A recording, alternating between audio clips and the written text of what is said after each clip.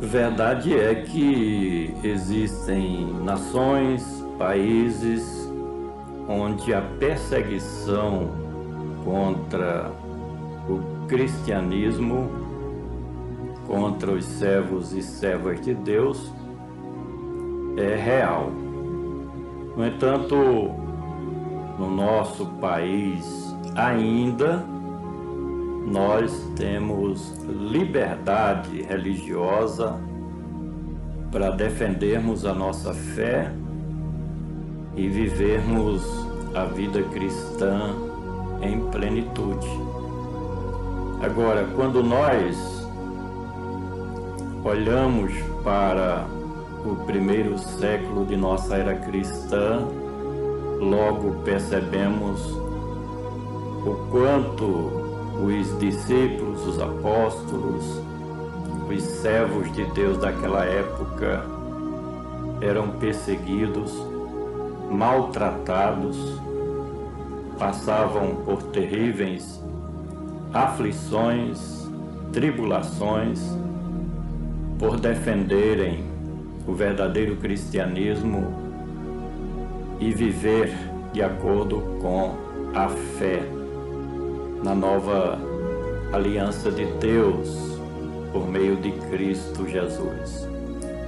Quero trazer mais uma mensagem na segunda carta de Paulo aos Tessalonicenses, capítulo 1, do versículo 3 ao 6, onde está escrito: sempre devemos, irmãos, dar graças a Deus por vós, como é justo, porque a vossa fé cresce muitíssimo, e o amor de cada um de vós aumenta de um para com os outros, de maneira que nós mesmos nos gloriamos de vós nas igrejas de Deus, por causa da vossa paciência e fé, e em todas as vossas perseguições e aflições que suportais, prova clara do justo juízo de Deus, para que sejais ávidos por digno do reino de Deus, pelo qual também padeceis, se de fato é justo diante de Deus, que dê em paga tribulação aos que vos atribulam. O que nós podemos, em primeiro lugar, aprender com esse texto bíblico é o elogio, a mensagem de motivação que o apóstolo Paulo tenta passar para os servos de Cristo Jesus em Tessalônica. Certamente o apóstolo dos gentios tinha conhecimento das lutas, das batalhas que os seus filhos na fé, os discípulos de Jesus, passavam naquele lugar, porque demonstravam a sua fidelidade ao Senhor Jesus Cristo de Nazaré. Sempre devemos, irmãos, dar graças a Deus por vós, como é justo. O apóstolo conhecia bem os seus leitores ao ponto de agradecer a Deus pela existência de cada um daqueles que eram trabalhadores da obra de Deus em Tessalônica. E ele diz: porque a vossa fé cresce muitíssimo.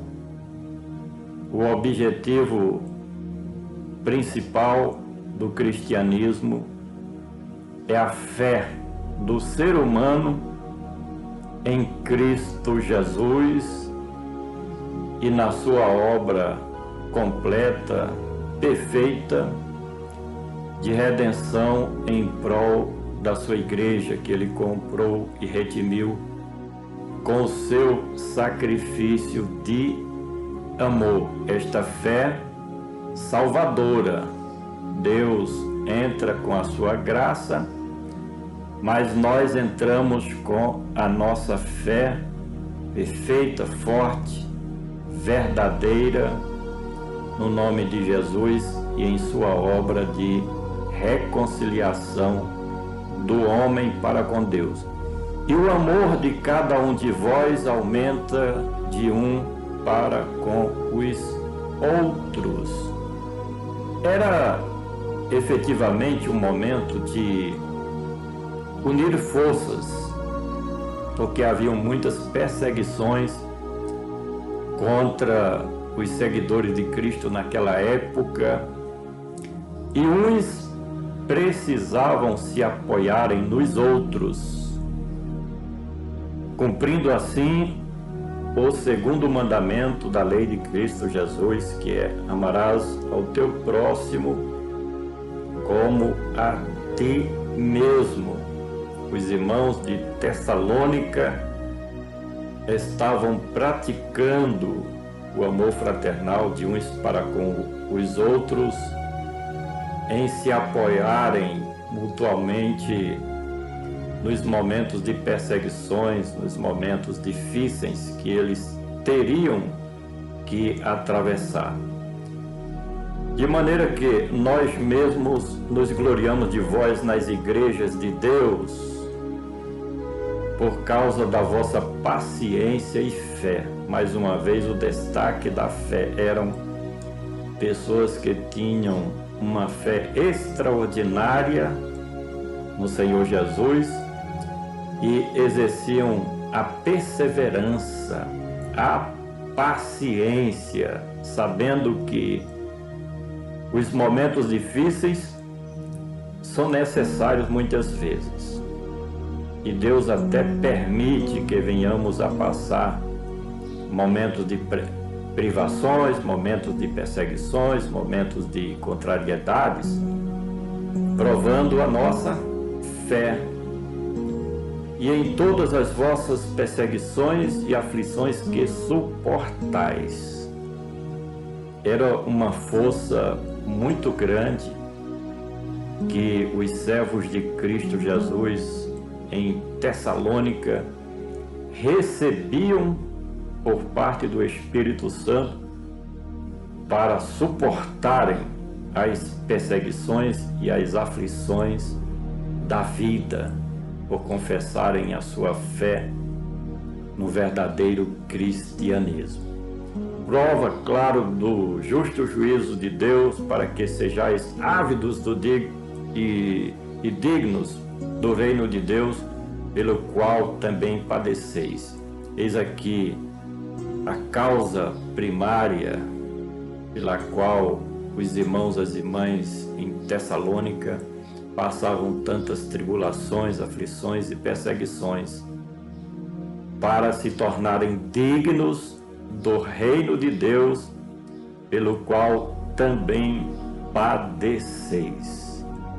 O império do mal, das trevas, o império político de Roma e os inimigos do reino de Cristo se levantavam sempre no intuito de desviar os servos do Senhor Jesus das coisas de Deus.